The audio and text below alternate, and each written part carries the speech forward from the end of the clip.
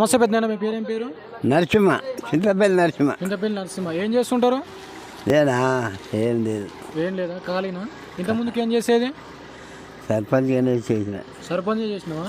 ఇదే గ్రామంలోనా? ఏ పార్టీ నుంచి చేసినావు? కాంగ్రెస్ నుంచి. కాంగ్రెస్ నుంచి చేసినావు.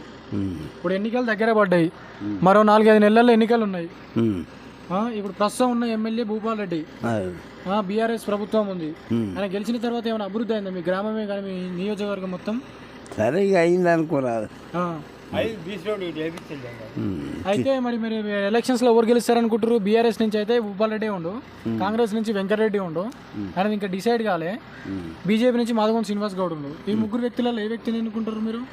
సరే చూద్దాము, ఏ ఎక్కుతావు మరి. మీ యొక్క ఒపీనియన్ గా? కుప్పరేనిగా. సరే ఇప్పుడు ఎట్లా చెప్తాము? ఇప్పుడు భూపాల్ రెడ్డి ఉండు అనుకో, ఎమ్మెల్యేనా నిలబడితే మరి టీఆర్ పార్టీ జామ్ పంచాయతీ అదే ఓలికొచ్చేది వేసేదానికి ఓటు. భూపాల్ రెడ్డి గెలుస్తారంటురా, లేదా వెంకరెడ్డికి వేస్తా అంటురా, లేకపోతే వెంకరెడ్డికి ఎట్లేస్తారా? వెంకరెడ్డికి టీఆర్ పార్టీ మాధవన్ శ్రీనివాస్ గౌడ్ వచ్చే అవకాశాలు ఉన్నాయి. బీసీ నినాదం బాగుందని అంటారు.